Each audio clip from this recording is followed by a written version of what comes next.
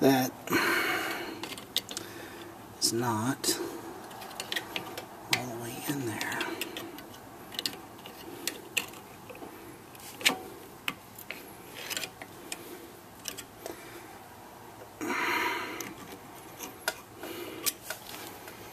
Come on, big guy.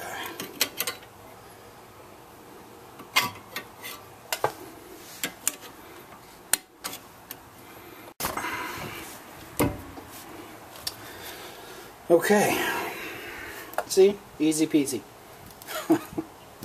Just takes some finagling to get that tab over this top part of your caliper bracket. And once it's wedged in there, you're good to go. The important part is just make sure these pegs are fully seated inside of these caliper holes. And that way this still gives you,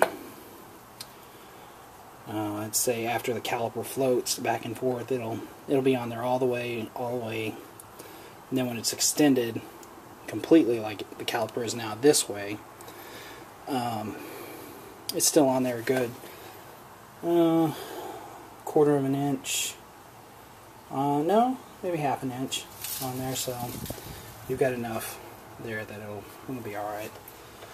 Okay, so now all that's left is putting our brackets back on.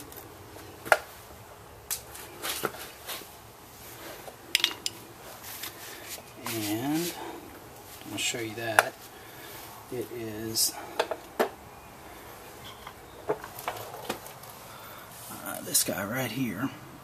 What you want to do is just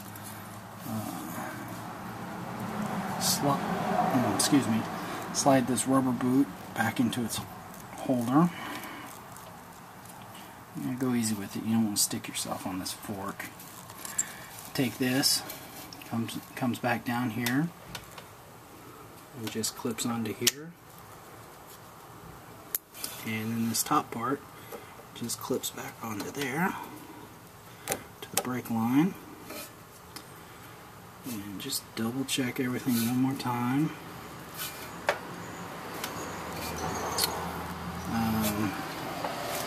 Just for good measure, let's go ahead and make sure our bleeder valve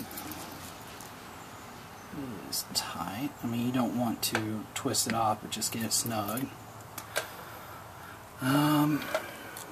Take a look, double check everything.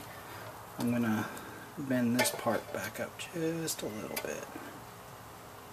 Not too much. It's the dust cover.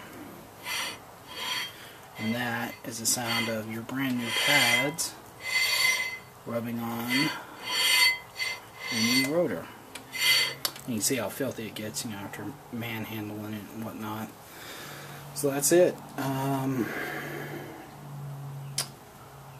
will see if,